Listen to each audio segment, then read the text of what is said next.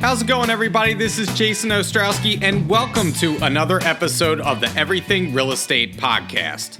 In today's episode, we welcome back leadership and innovation coach and Dare to Lead facilitator, Cavalieri, to speak about the pillars of your personal brand. I feel like today that the term brand gets thrown around a lot out there, and it almost becomes desensitizing to hear the term, well, that's on brand, or that speaks to my brand, or it's the company's brand.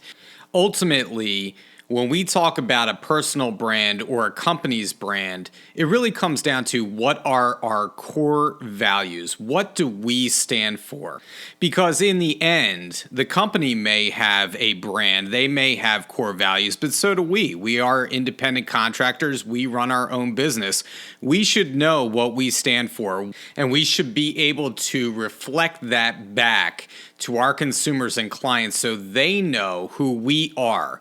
Authenticity is such an important part of what we do nowadays, and getting to the heart of what matters most to you as your core values or personal brand is what we're going to try and do today with Chris. So let's get into it with the interview this week, and we'll pick it up on the other side.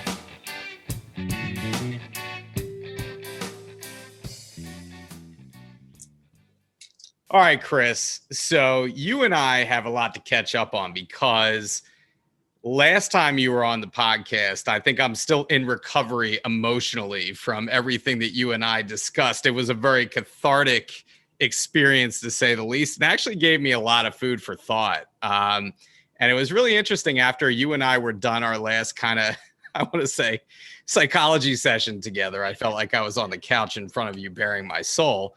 It really did leave an impact on me. And so we were talking off camera a little bit, and you're like, "Oh, don't tell me, what you thought about our last experience." So if I just start with our last experience, it did leave a lasting impression on me. You made me kind of introspectively think about a lot of things. And so we wanted to have you back on today. And the reason why we wanted to have you back on today, we're going to talk about a couple different topics. But we wanted to talk about core values and the pillars of your personal brand, because as real estate agents, we may have a brand, quote unquote, right? We own our own business and we talk about branding all the time, but what does branding mean to you? Like, does the brand reflect your core values and who you are? And I think the best branding is made for those who can reflect that state of core values that they have. So with all that said, welcome back, Chris. I'm very happy to have you here. I'm so excited to be back. So let's start out. I want to ask you, why is it important for us to find the pillars of our personal brand? Let's just start with that simple question. And that's a great question. So let's think about what a brand really is. It's a communication. It's a designation of who I am and how I operate in the world. If you think about it in terms of organizations, it's not unlike the culture that a group experiences. And let's take an organization's brand. They can say their brand is X, Y, or Z, but if that isn't what's truly happening in the culture, you will see that, particularly now, get called out. I just put air quotes on called out because you'll see it in social media. And what's interesting is a lot of organizations are now recognizing the importance of not only investing in their brand, but making sure it's authentic and accurate.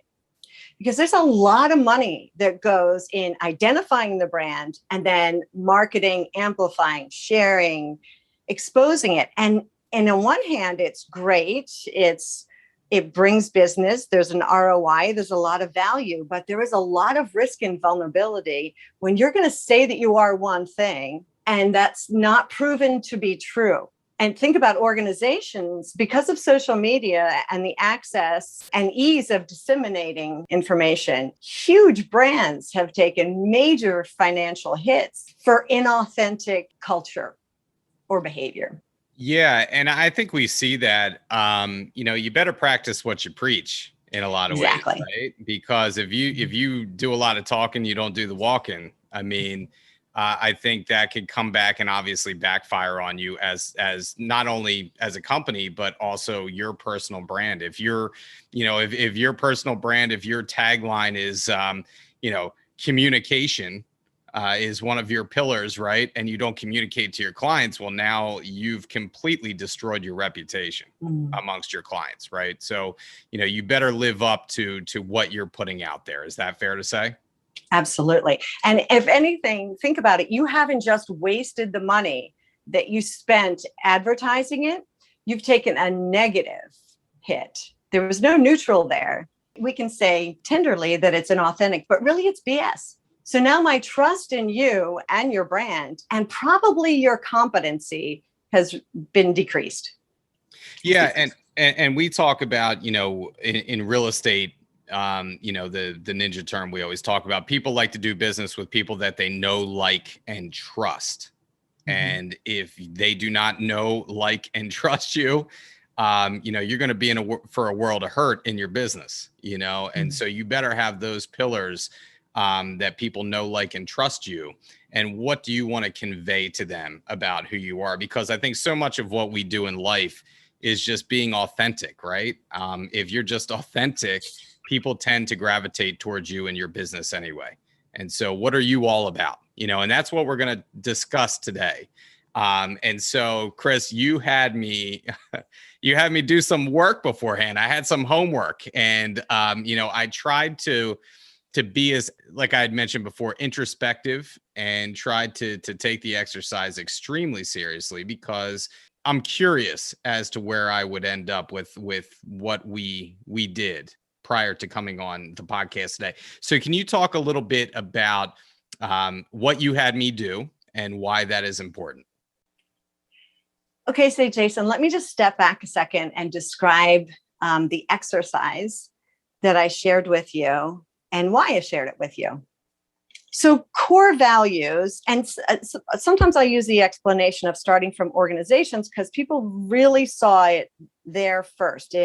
Like you'll walk into certain banks or businesses and you'll see these core values on the wall. Like we believe in, our core values are strength, candor, integrity, whatever they are.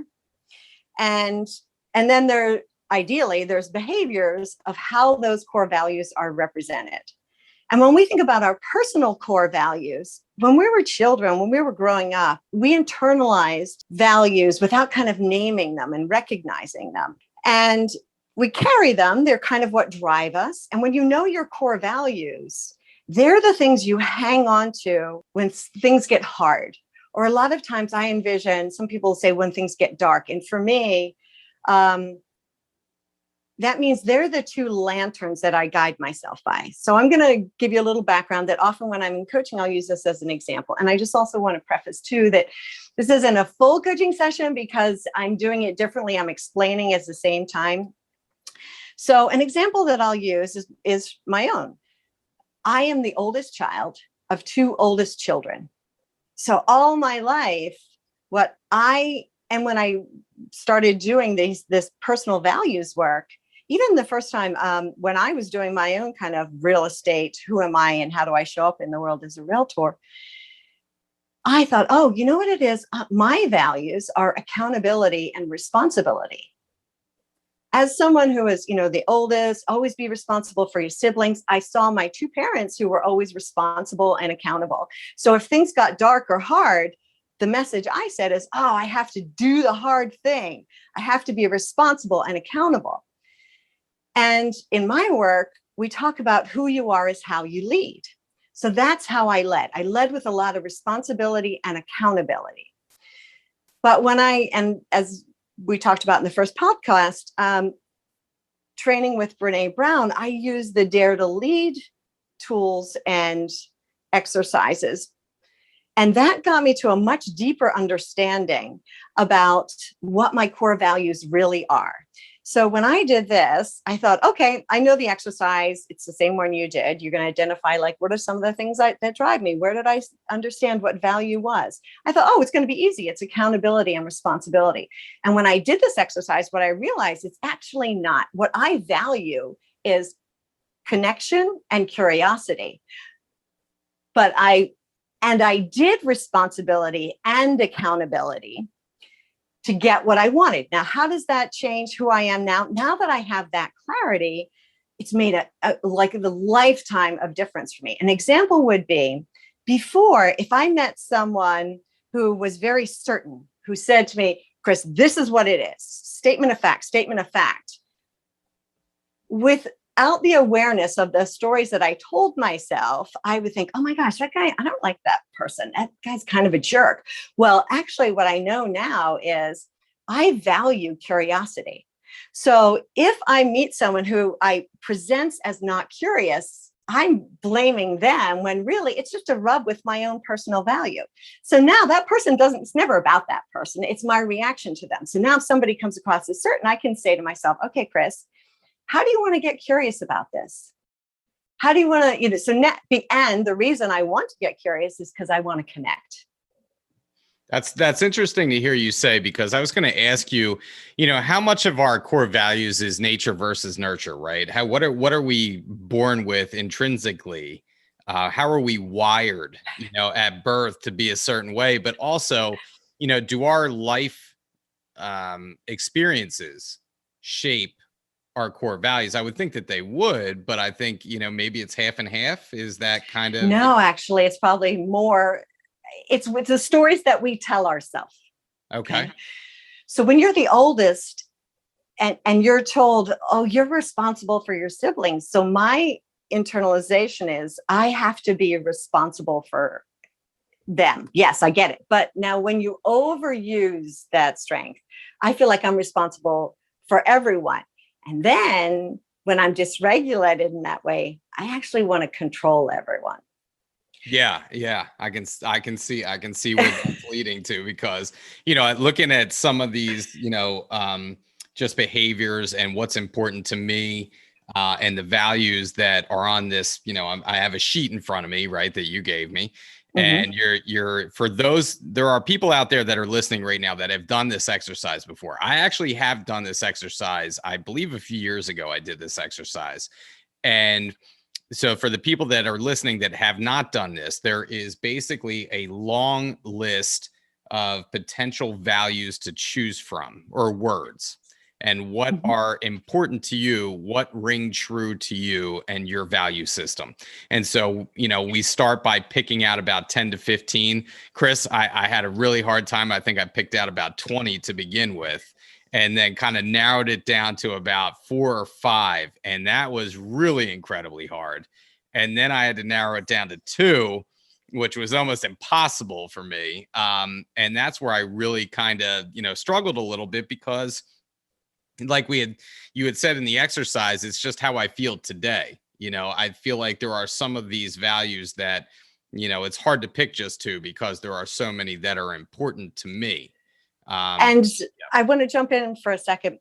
A lot of values exercises do have 5 or 6. And certainly in my organizational work over the past years, that was always the way I saw it, because you see all these words and the exercise is to pick a few and then narrow down and then see where there's alignment, and then you kind of bucket them. And so I always knew over the years, when I had 5 or 6, responsibility and accountability always showed up, and then there would be a few others. So when I had to do this version, which got to 2, I thought, oh my God, well, it's definitely going to be responsibility and accountability. They've always shown up. But and of course, then I got to the clarity. But the other reason you want to just choose 2 is you will remember them, because when you do, I bet. So Jason, you did this before. What were those values? So, we talk about life experiences shaping our values. And so for me, unfortunately or fortunately, I think there's positive and negative that have come out of my life experiences. But I mentioned this in our previous podcast, that so much of my life has been determined by, my health. And so, at a very early age, when I was 18, 19 years old, I got incredibly ill. And unfortunately, I've had a couple of relapses with that illness. And so through the years, your health becomes to define who you are. But also, the good part of that is that has led me to be, very determined have a lot of fortitude. We talk about these words, these values that you put in this list. There was one on here that actually was not on the list, that I feel a strong connection to, and that is the word tenacity. I feel like so much of my life I've had to be tenacious, right? To get, and determined to get either back on my feet or to where I want to go, because it is not an easy process sometimes to get out of bed every day and do what I need to do. So yes, I think determination, health, and happiness, those are kind of like the three, I think, for me. And it was kind of hard to decide that second core value between health and happiness, because I feel like they go hand in hand. When a lot of times when you're healthy, you feel happy, and when you don't feel well, you don't. So anyway, so those were the ones I keep coming back to. Okay, so let's play with those three. So you said determination, but let's use tenacity. It has to be something that's true for you. Mm-hmm. So tenacity, health / happiness. Perhaps we could bucket them as well-being. Yes. Yeah. Well-being. And then the last one, and there's an overarching, you mentioned overarching themes. Mm-hmm. And the last one, I think, is accomplishment. I am very goal driven. I am very, I have to achieve, I have to, set forth a goal and get to it, in my mind, and that's very important to me. But I think that also stems from my health, because I feel like the determination comes back into it. Like I'm determined to get somewhere. So I think it all kind of evolves from that point. Yeah, it's great, because actually you're already doing a lot of what I'll do with folks who have done this exercise. So I'll ask them to share, tell me an important experience that shaped how that value, whichever one they choose, shows up in who you are today. So you've already referenced your health and your tenacity and the connection.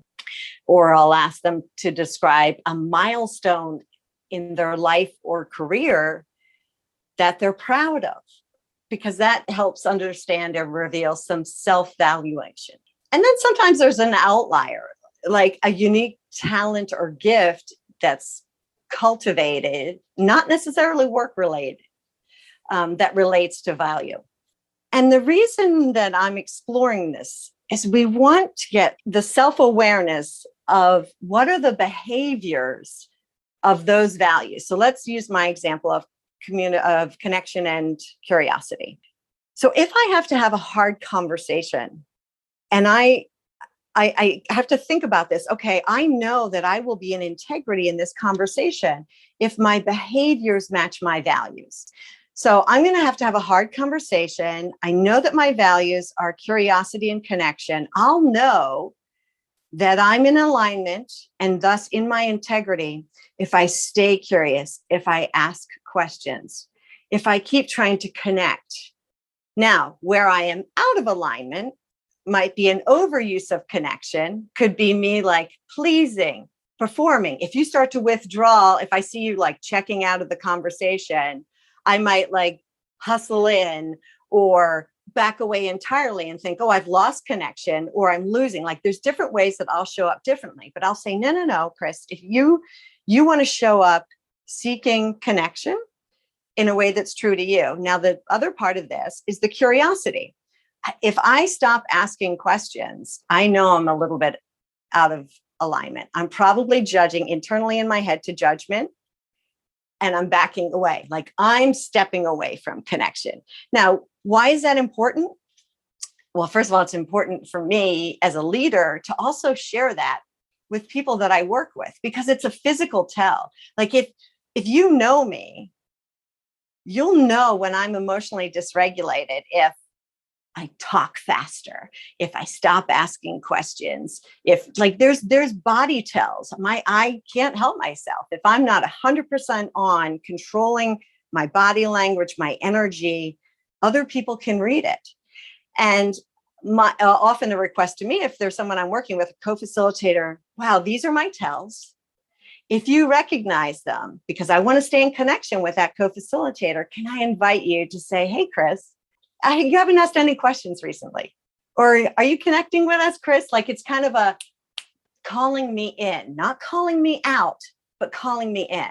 And the ideal is that you have a brand and values and awareness so that we can avoid calling outs and increase calling ins.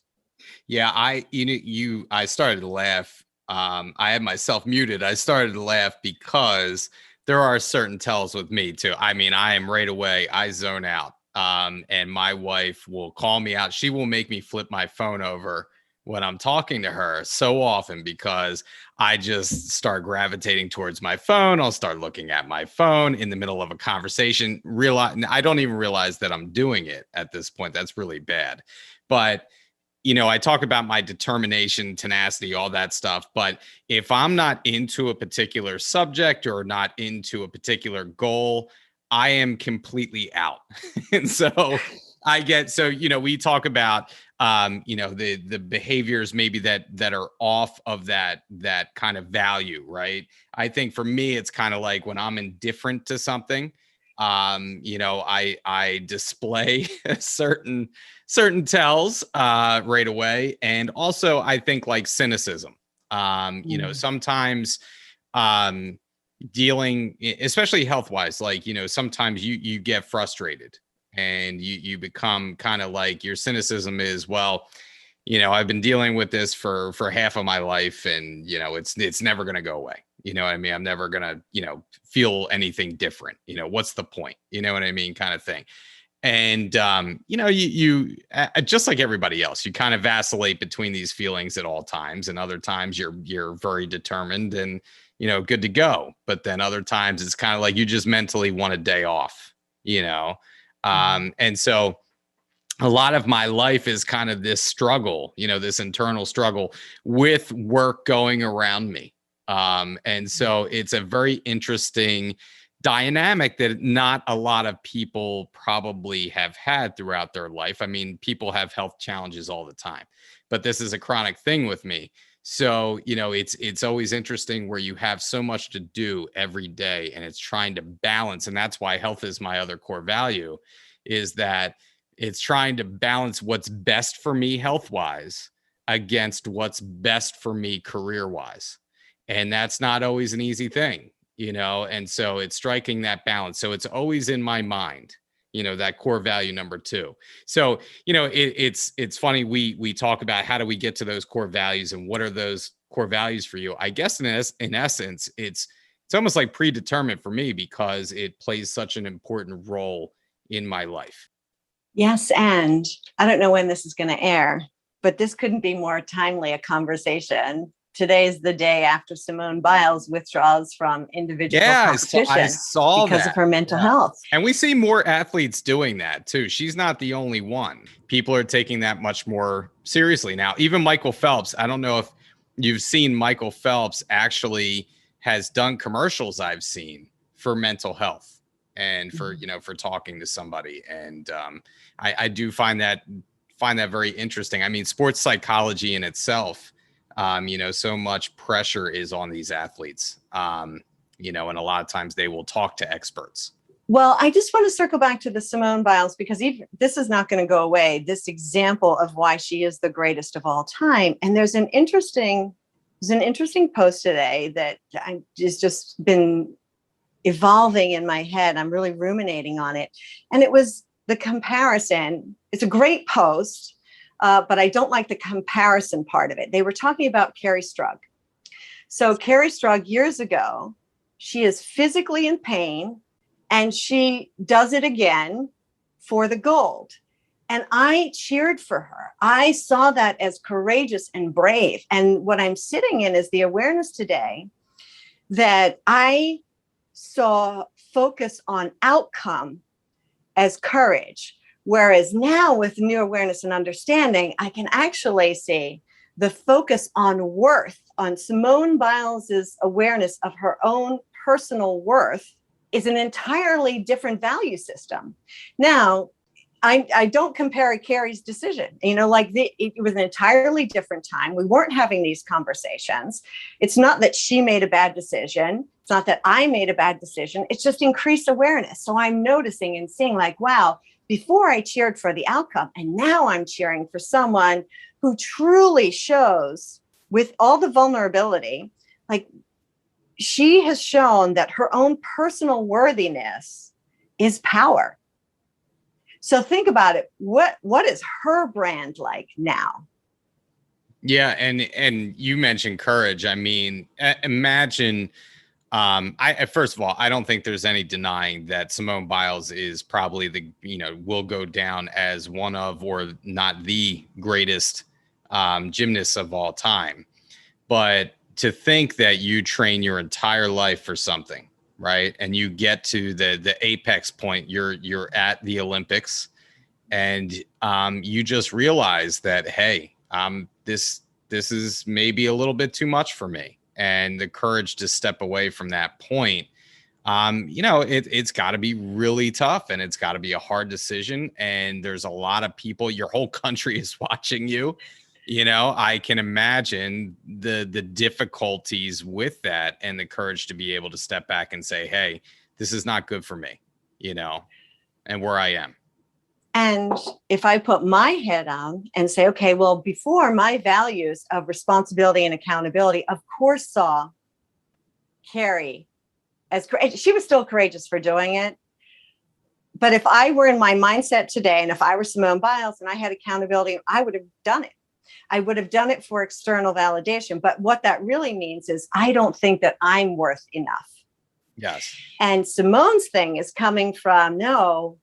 And if I put it in my lens, if my values were in Simone's head, it would be, I have to first be connected with myself and get curious with myself. Who are you trying to serve? What matters most here? And I do this because we can sometimes, if you had said to me 5 years ago, or coached me through those, how is responsibility and accountability serving you? And is that still true for you? Or is that an old story that you brought forward? It got you so far in your leadership, but is it serving you now? Well, actually, it wouldn't be, because I want to support and grow leaders. A leader is anyone who sees the potential in people and process and has the courage to develop that potential. Developing is not responsibility and accountability. It's not hyper control.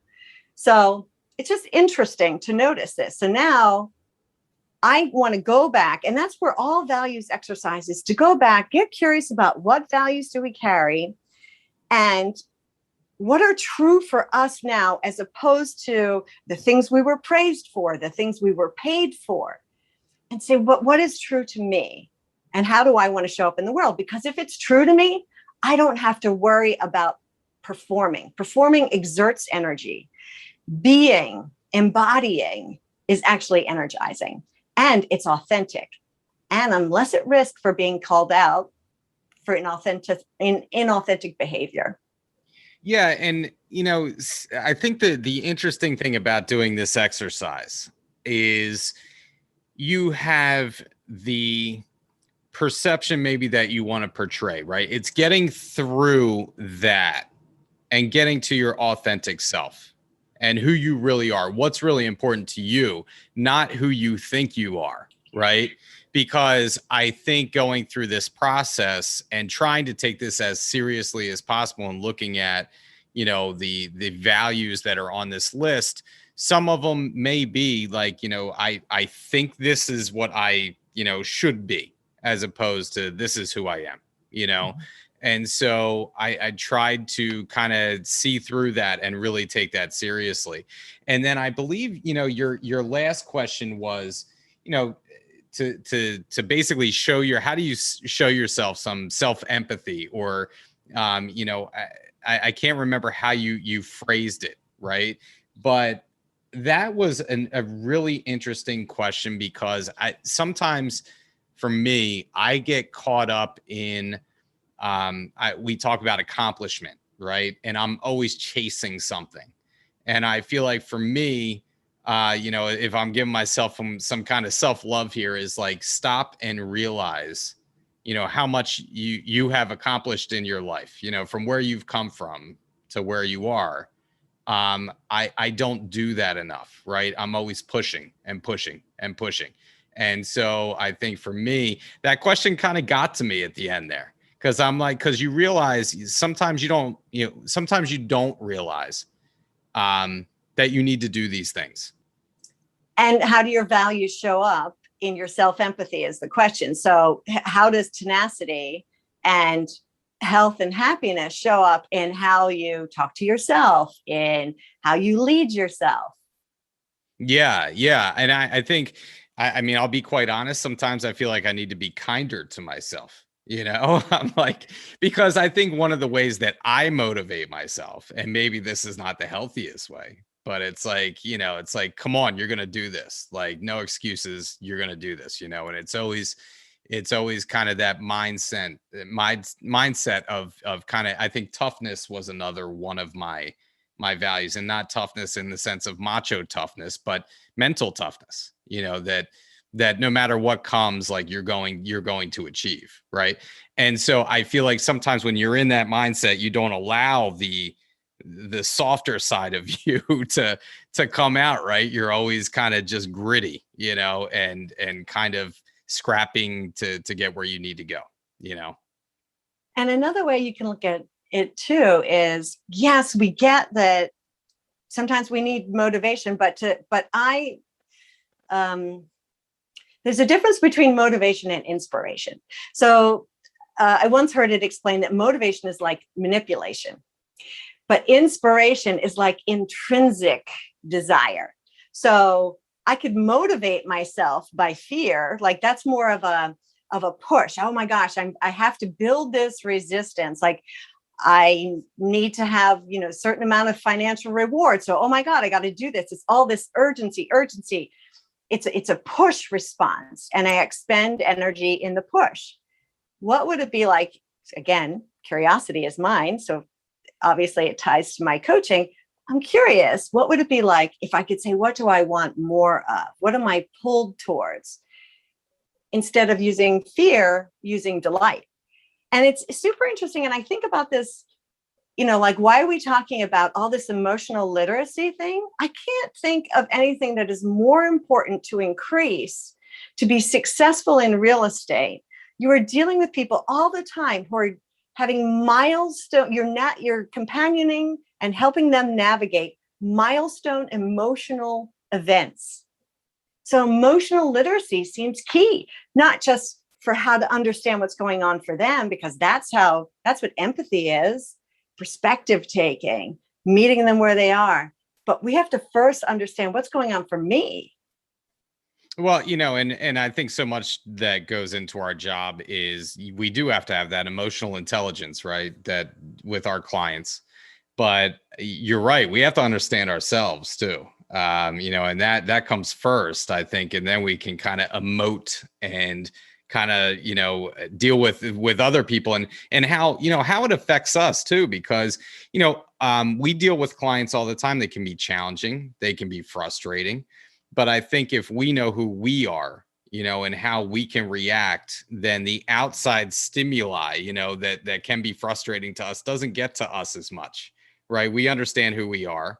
We understand, who we are in our business, right? Like, so for example, I'm confident in what I can do. I'm confident that I am a good real estate agent. No matter what comes down the pike, I will have a solution, right? I will have an answer to the problems that arise. And sometimes you're going to deal with difficult people that are going to make your job difficult or try and make your life difficult. But having that confidence to know, hey, this is who I am. And I know that I'm good at what I do. And I will have a solution to this problem, Yes. And let's go even further with this. I love, love, love working with this. And can we look at our clients? It's human nature to look at them and think like, oh my God, what's wrong with them? And then we begin to put labels on, oh, they're challenging, they're difficult. Can we get curious about, wow, what's going on for them? Mm-hmm. So instead of seeing the behavior, get curious about what's the value behind the behavior. Yeah, I agree with you. And I do that quite often, actually. When I have a client that, on the surface, I may say, oh man, I'll tell you what, dealing with them is just, they are ridiculous. I don't want to have to deal with them. But I do try and empathize and sympathize and try and put myself in their shoes. Well, what is going on in their life right now that is driving this behavior, right? It may be a very difficult personal situation. It may be a financial situation. It may be a family situation.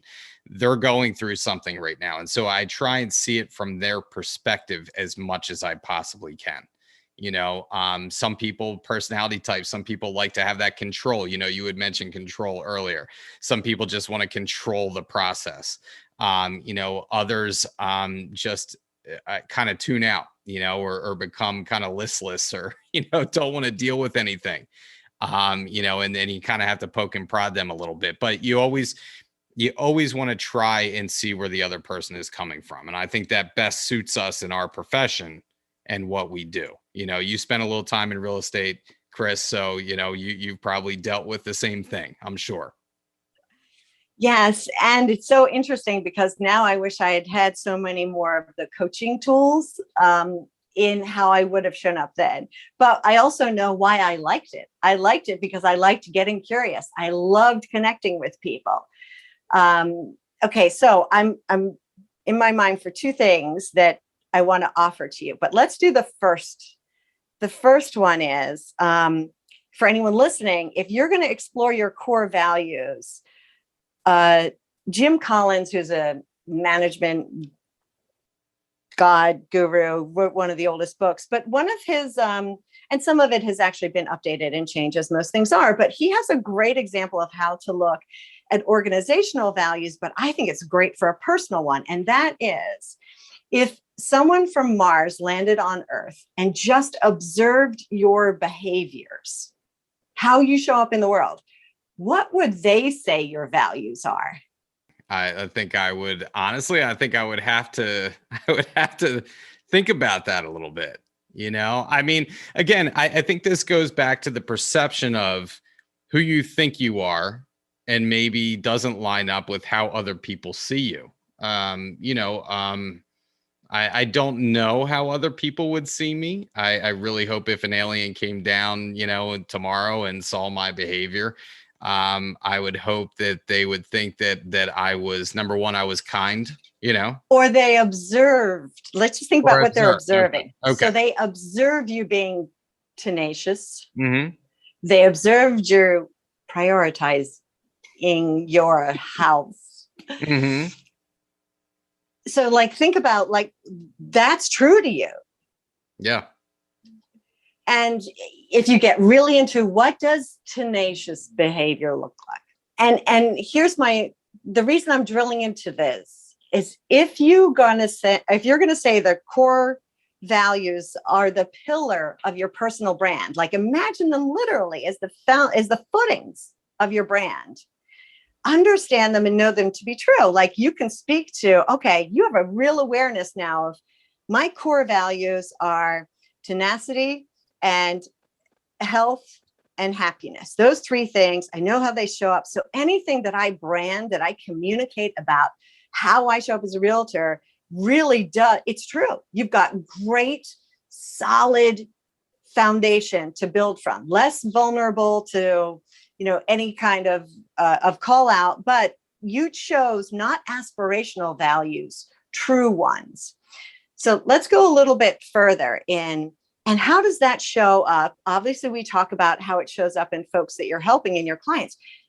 Get even more curious about, because your brand is, how do I show up with other colleagues, peers, realtors? How do I lead teams? How do I interact with the manager? How do I interact with all the ancillary services? Am I doing it with the same rigor, or do I only save that for the client?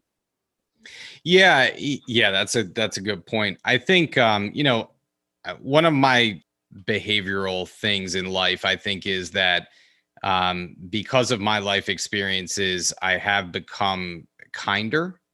And I would like, we get back to what would that alien observe? I try and treat people as well as I possibly can, because you don't know what that person is going through.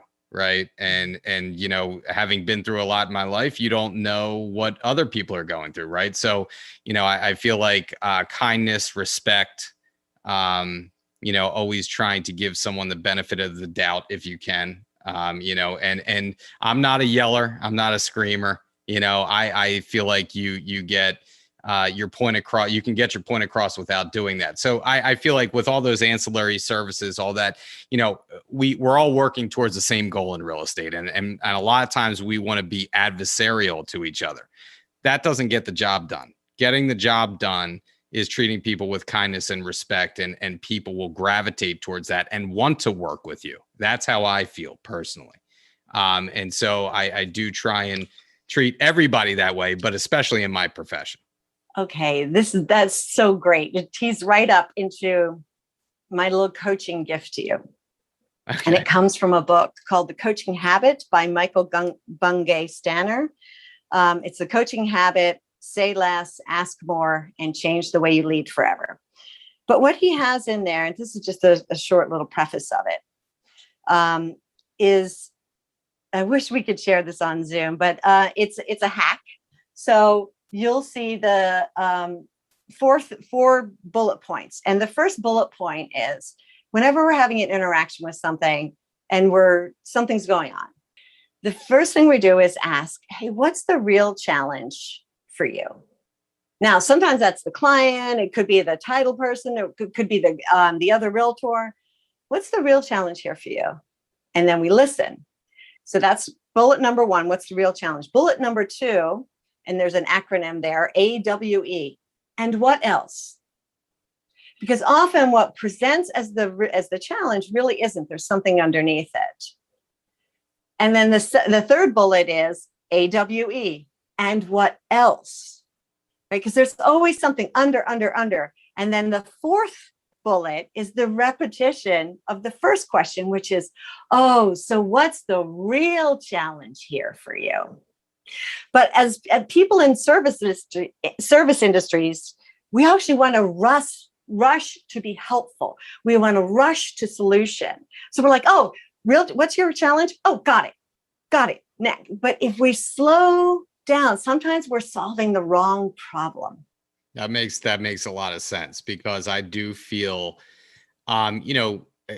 especially that, we've been in a busy market, and sometimes you do feel like a hamster on a wheel, right? And you're going from problem to problem to problem, and you don't have the time to slow down, right? Mm-hmm. And you have to remind yourself to do that. And when you actually get off that wheel and you do have, say, a day off, it feels incredibly slow all of a sudden, and you're like, wow, I really was mentally just in fast forward there for like a whole week, And so I do think that that's a big part of what we need to do is slow down and ask those kind of questions.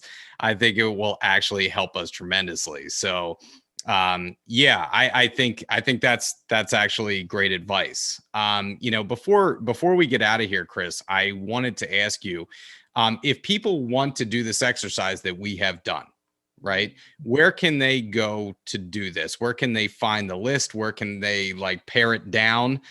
Basically what you gave me to do. Where can people find this? Actually, if you buy a copy of Brene Brown's book, Dare to Lead, it's in there. And there's a lot of great materials on her website. Okay. And if anyone has any challenges accessing or finding, or sometimes debriefing, my coaching calendar is full, but I'm happy to refer you to any folks who are specific to this industry. And you know what, Chris, do you mind if people do ask, and if you want to ask me if it would be okay, do you mind if I share what you shared with me? Would that be Absolutely. Okay. So for those of you listening that do want to do this exercise, just get in touch with me, and I will actually send you the attachment that Chris actually sent to me to do as homework. So anyway, Chris, I know we're getting a little bit long in the tooth in the hour here. So thank you for your time today. And I know we'll be talking again in the future. Great. Thanks, Jason. Take care. That was the interview with Chris this week. I thank her for her time, and a couple takeaways that I had is number one, and I think the most important thing is, if we are going to put out there to the masses that we represent this or we represent that, that we better be authentic, right? We better know what we stand for, and we better be able to reflect that, like I had mentioned before, to our clients and our consumers, because inauthenticity can really work against you with your clientele. So you better be, quote unquote, on brand with what you stand for. Which leads me to my next point, that sometimes we think that we need to portray certain core values. We think that public facing, they need to see X, Y, or Z. And that's not who we really are at heart, right? So I think you have to do some introspection with this. Really get down to what you stand for. Who am I? What is important to me? And do the exercise to get down to the true, heartfelt core values that you have, and then go from there. And lastly, to help you get to that point, to find out what that true self is, Chris mentions, the example of if aliens came from outer space and they came down to Earth and they were observing you and watching you, what would they say that you stand for? Does that line up what you want to portray to the public, or is that something completely different? I think we have to identify what's important to us, and our behavior reflects what's important to us, quite honestly. In the end, it's all about finding what's important to you in order to help your business and build those pillars of your personal brand.